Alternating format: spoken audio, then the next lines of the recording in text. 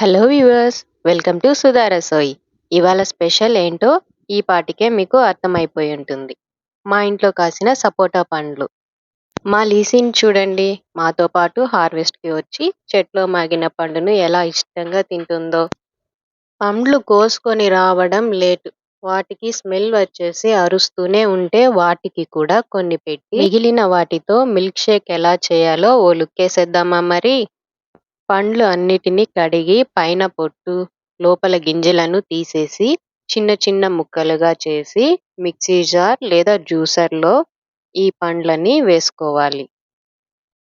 పండ్లు మునిగేంత వరకు పాలు వేసుకొని స్మూత్‌గా మిక్సీ పట్టాలి. సపోటాలు చాలా స్వీట్‌గా ఉన్నాయి కాబట్టి నేను పంచదార, తేనె వేయడం లేదు. మీకు కావాలంటే వేసుకోవచ్చు. సపోటా తినడం వలన హెల్త్‌కి చాలా బెనిఫిట్స్ ఉన్నాయి. మీరు ట్రై చేయండి. Thank you for watching.